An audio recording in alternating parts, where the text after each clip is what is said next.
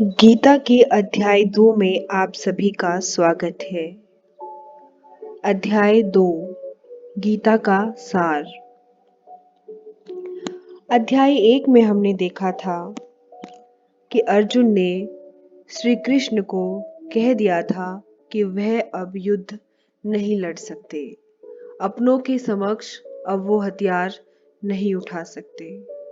अध्याय 2 में देखिए कैसे शुरुआत होती है। संजय ने कहा, करुणा से व्याप्त, शोक युक्त, अश्रुपूरित नेत्रों वाले अर्जुन को देखकर मधुसूदन कृष्ण ने ये शब्द कहे। श्री भगवान ने कहा, हे अर्जुन, तुम्हारे मन में यह कलंश कैसे आया? यह उस मनुष्य के लिए तनिक भी अनुकूल नहीं है जो जीवन के मूल्य को जानता हो। इससे उच्च लोक की नहीं अपितु अपयश की प्राप्ति होती है। हे प्रथापुत्र, इस हीन नपुंसकता को प्राप्त मत हो, यह तुम्हें शोभा नहीं देती। हे शत्रु के दमन करता, हृदय की क्षुद्र दुर्बलता को त्याग कर युद्ध के लिए खड़े हो। अब भगवान अर्जुन को समझा रहे हैं कि तुम्हें युद्ध करना चाहिए, तुम खड़े हो जाओ, इस तरह मत बैठो। अर्जुन ने कहा, हे शत्रुहंता, हे मधुसूदन, मैं युद्ध भूमि में किस तरह भीष्म और द्रोण जैसे पूजनीय व्यक्तियों पर उलटकर बाण चलाऊंगा? ऐसे महापुरुषों को जो मेरे गुरु हैं, उन्हें मारकर जीने की अपेक्षा इस संसार में भीख मांगकर खाना अच्छा है। भले ही वे सांसारिक लाभ के इच्छुक हों, किंतु है तो मेरे गुरुजन ही। यदि उनका वध होता है तो हमारे द्वारा भोग्य प्रत्येक वस्तु उनके रक्त से सनी होगी। हम यह भी नहीं जानते कि हमारे लिए क्या श्रेष्ठ है, उनको जीतना या उनके द्वारा जीते जाना। यदि हम धृतराष्ट्र के पुत्रों का वध कर देते हैं तो हमें जीवित रहने की आवश्यकता नहीं है, फिर भी युद्ध भूमि में हमारे समक्ष खड़े हैं। अब मैं अपनी कृपण दुर्बलता के कारण अपना कर्तव्य भूल गया हूँ और सारा धैर्य खो चुका हूँ। ऐसी अवस्था में मैं आपसे पूछ रहा हूँ कि जो मेरे लिए श्रेयस्कर हो उसे निश्चित रूप से बताएं। अब मैं आपका शिष्य हूँ, आपका शरणागत हूँ, कृपया मुझे उपदेश दें। मुझे ऐसा कोई साधन नहीं दिखता जो मेरी इंद्रियों को सुखाने वाले इस शोक को दूर कर सके। स्वर्ग पर देवताओं के आधिपत्य की तरह इस धन धान्य संपन्न सारी पृथ्वी पर निष्कंटक राज्य प्राप्त करके भी मैं इस शोक को दूर नहीं कर सकूंगा।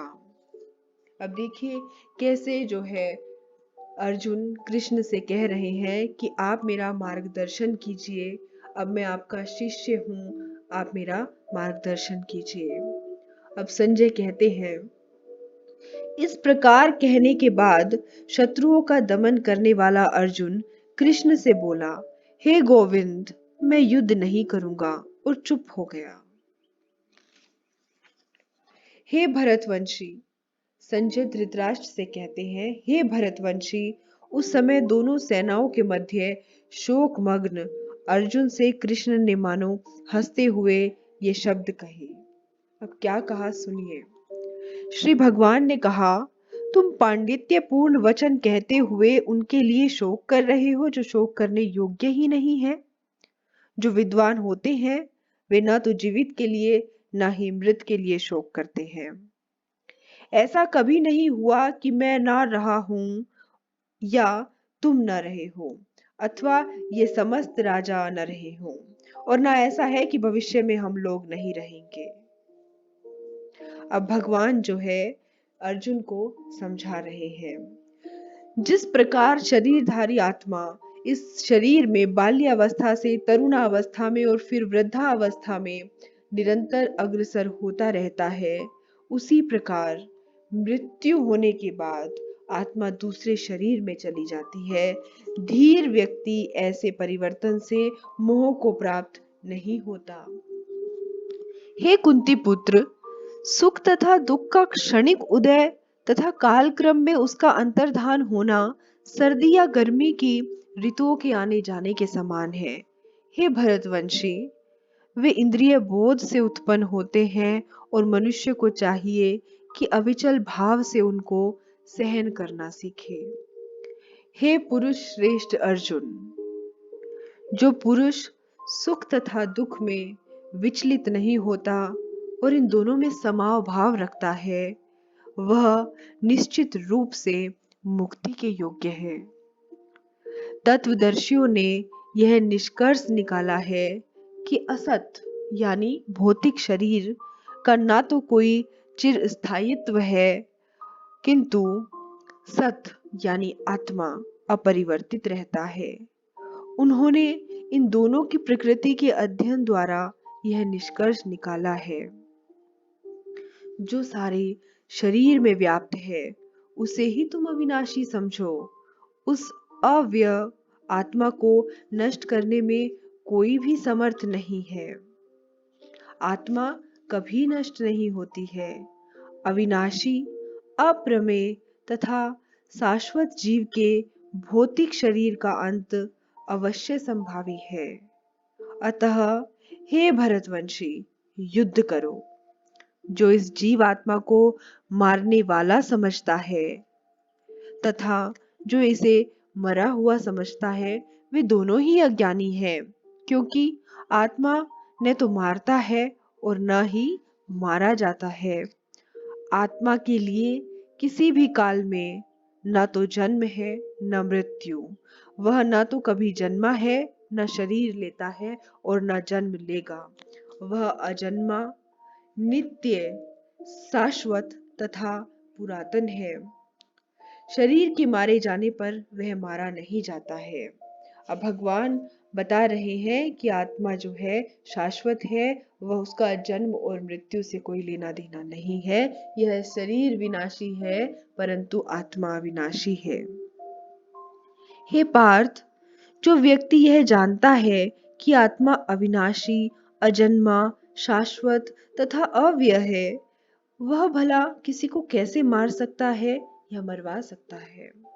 जिस प्रकार मनुष्य पुराने वस्त्रों को त्याग कर नए वस्त्र धारण करता है, उसी प्रकार आत्मा पुराने तथा व्यर्थ के शरीरों को त्याग कर नवीन भौतिक शरीर धारण करता है।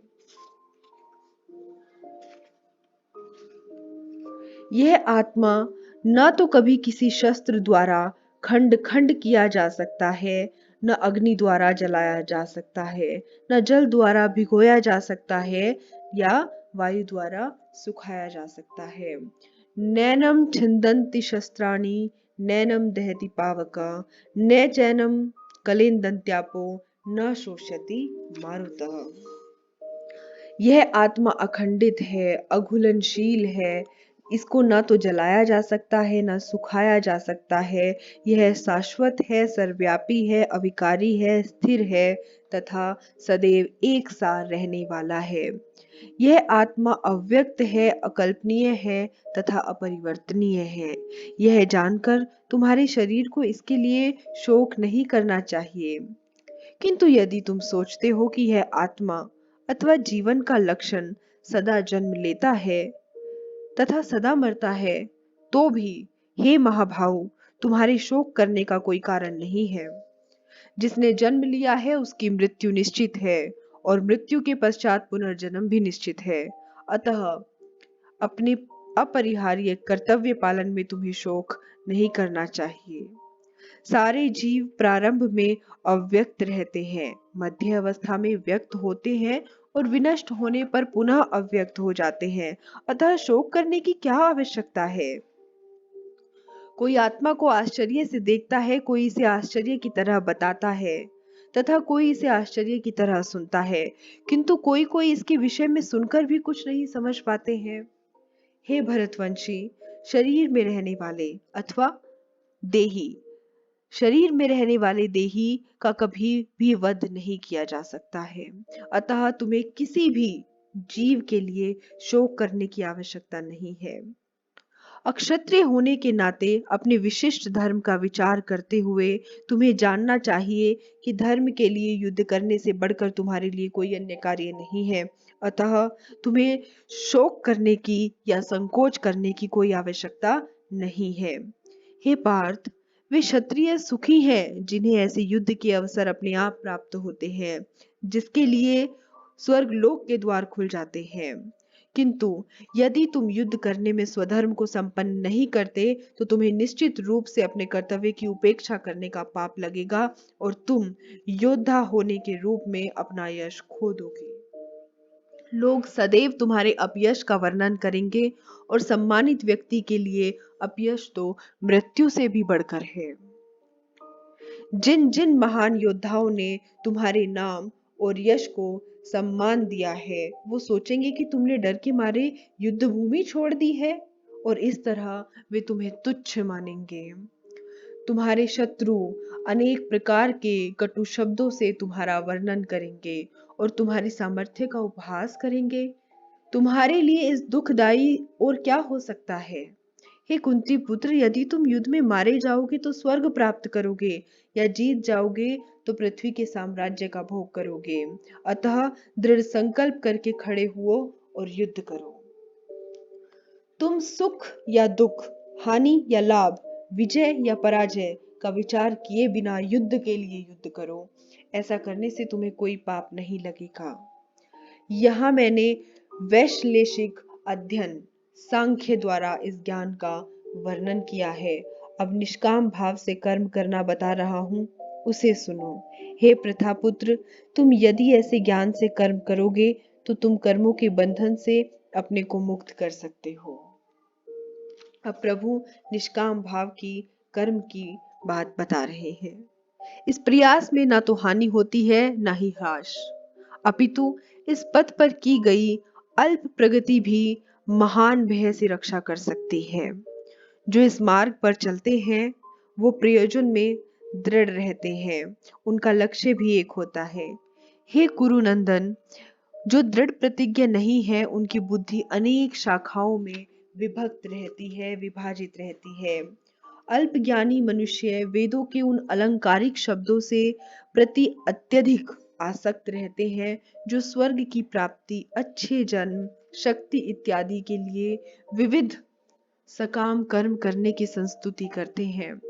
इंद्रिय तृप्ति अथा ऐश्वर्यमय जीवन की अभिलाषा के कारण वे कहते हैं इससे बढ़कर और कुछ भी नहीं है। जो लोग इंद्रिय भोग तथा भौतिक ऐश्वर्य के प्रति अत्यधिक आसक्त होने से ऐसी वस्तुओं से मोहग्रस्त हो जाते हैं तो उनके मनों में भगवान के प्रति भक्ति का दृढ़ निश्चय नहीं होता है।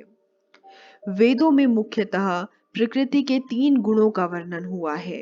हे अर्जुन, तुम इन 3 गुणों से ऊपर उठो, समस्त द्वैतों और लाभ तथा सुरक्षा की चिंताओं से मुक्त होकर आत्मपरायण बनो। एक छोटे से कूप का सारा कार्य एक विशाल जलाशय से तुरंत पूर्ण हो जाता है। इस प्रकार वेदों के आंतरिक तात्पर्य को जानने वाले को सारे प्रयोजन सिद्ध हो जाते हैं। तुम्हें अपना कर्म करने का अधिकार है, किंतु कर्म के फलों के तुम अधिकारी नहीं हो। तुम न तो कभी अपने आने वाले कर्मों का फल का कारण मानो, न ही कर्म करने में या कर्म न करने में आसक्त हुओ। हे अर्जुन, जय अथवा पराजय की समस्त आसक्ति त्याग कर संभाव से अपना कर्म करो, ऐसी समता योग कहलाती है। हे धनंजय, भक्ति के द्वारा समस्त ग्रहित कर्मों से दूर रहो और उसी भाव से भगवान की शरण ग्रहण करो। जो व्यक्ति अपने सकाम कर्म फलों को भोगना चाहते हैं तो कृपण है, वे कृपण हैं। भक्ति में संलग्न मनुष्य इस जीवन में अच्छे तथा बुरे कार्यों से अपने को मुक्त कर लेता है। अतः योग के लिए प्रयत्न करो, क्योंकि सारा कार्य कौशल यही है। इस तरह भगवत भक्ति में लगे रहकर बड़े बड़े ऋषि मुनि अथवा भक्तगण अपने आप को इस भौतिक संसार में कर्म के फलों से मुक्त कर लेते हैं। इस प्रकार वे मृत्यु, जन्म, के चक्र से छूट जाते हैं और भगवान के पास जाकर उस अवस्था को प्राप्त करते हैं जो समस्त दुखों से परे है। जब तुम्हारी बुद्धि मोह रूपी सघन वन को पार कर जाएगी तो तुम सुने हुए तथा सुनने योग्य सबके प्रति अन्यमनस्क हो जाओगे। जब तुम्हारा मन वेदों की अलंकारमयी भाषा से विचलित न हो और वह आत्म साक्षात्कार की समाधि में स्थिर हो जाए, तब तुम्हें दिव्य चेतना प्राप्त हो जाएगी। अर्जुन ने कहा, हे कृष्ण, अध्यात्म में लीन चेतना वाले व्यक्ति के क्या लक्षण है? वह कैसे बोलता है? उसकी भाषा क्या है? वह किस प्रकार बैठता है और चलता है? श्री भगवान ने कहा, हे पार्थ, जब मनुष्य मनोधर्म से उत्पन्न होने वाली इंद्रिय तृप्ति की समस्त कामनाओं का परित्याग कर देता है और जब इस तरह से विशुद्ध हुआ उसका मन आत्मा में संतोष प्राप्त करता है, तो वह विशुद्ध दिव्य चेतना को प्राप्त कर जाता है, जो त्रय पापों के होने पर भी मन में विचलित नहीं होता है अथवा सुख में प्रसन्न नहीं होता है, जो आसक्ति, भय तथा क्रोध से मुक्त है, वह स्थिर मन वाला मुनि कहलाता है। इस भौतिक जगत में तो जो व्यक्ति न तो शुभ की प्राप्ति से हर्षित होता है, न अशुभ के प्राप्त होने से उससे घृणा करता है, वह पूर्ण ज्ञान में स्थिर होता है। जिस प्रकार कछुआ अपने अंगों को संकुचित करके खोल के भीतर कर लेता है, उसी तरह जो मनुष्य अपने इंद्रियों को इंद्रिय विषयों से खींच लेता है, वह पूर्ण चेतना में दृढ़ता पूर्वक स्थिर होता है। देहधारी जीव इंद्रिय भोग से भले ही निवृत्त हो जाएं, पर उसमें इंद्रिय भोगों की इच्छा बनी रहती है, लेकिन उत्तम रस के अनुभव होने से ऐसे कार्य को बंद करके वह भक्ति में स्थिर हो जाता है।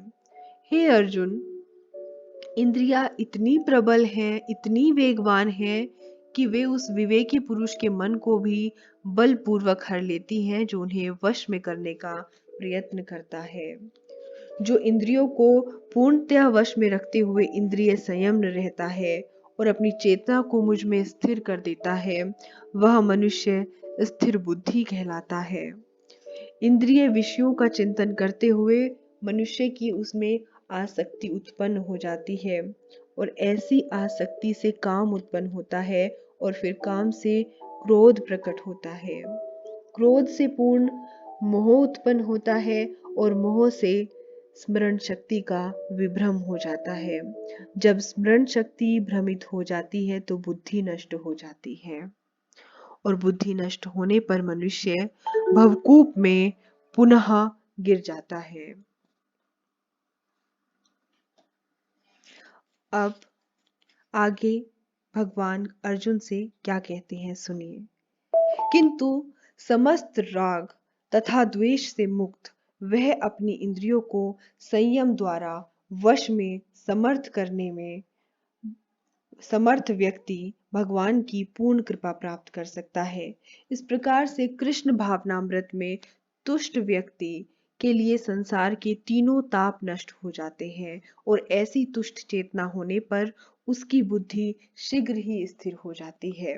जो कृष्ण भावनामृत में परमेश्वर से संबंधित नहीं है, उसकी ना तो बुद्धि दिव्य होती है और ना ही मन स्थिर होता है, जिसके बिना शांति की कोई संभावना ही नहीं है। शांति के बिना सुख हो भी कैसे सकता है? जिस प्रकार पानी में तैरती नाव को प्रचंड वायु दूर बहा ले जाती है, उसी प्रकार विचरणशील इंद्रियों में से कोई एक जिस पर मन निरंतर लगा रहता है, मनुष्य की बुद्धि हर लेती है। अतः हे महाभाव, जिस पुरुष की इंद्रियां अपने अपने विषयों से सब प्रकार से विरत होकर उसके वश में है, उसी की बुद्धि निसंदेह स्थिर है। जो सब जीवों के लिए रात्रि है, वह आत्म संयमी के जागने का समय है, और जो समस्त जीवों के जागने का समय है, वह आत्मनिरीक्षक मुनि के लिए रात्रि है। जो पुरुष समुद्र में निरंतर प्रवेश करती रहने वाली नदियों के समान इच्छाओं के निरंतर प्रवाह से विचलित नहीं होता और जो सदैव स्थिर रहता है, वही शांति प्राप्त कर सकता है। वह नहीं जो ऐसी इच्छाओं को तुष्ट करने की चेष्टा करता हो। जिस व्यक्ति ने इंद्रिय तृप्ति की समस्त इच्छाओं का परित्याग कर दिया है, जो इच्छाओं से रहित रहता है और जिसने सारी ममता त्याग दी है तथा अहंकार से रहित है, वही वास्तविक शांति को प्राप्त कर सकता है। यह आध्यात्मिक तथा ईश्वरीय जीवन का पथ है, जिसे प्राप्त करके मनुष्य मोहित नहीं होता है। यदि कोई जीवन के अंतिम समय में भी इस तरह स्थित हो, तो वह भगवत धाम में प्रवेश कर सकता है। और इसी प्रकार कृष्ण जो है अर्जुन को गीता का सार सुना रहे हैं, समझा रहे हैं। किंतु इसी श्लोक के साथ अध्याय 2 पूर्ण होता है। आगे के लिए आप चैनल को सब्सक्राइब कर दीजिए। इसी तरह की वीडियोस के लिए हमें फॉलो कीजिए। तब तक के लिए धन्यवाद। अध्याय 3 में फिर से मिलेंगे।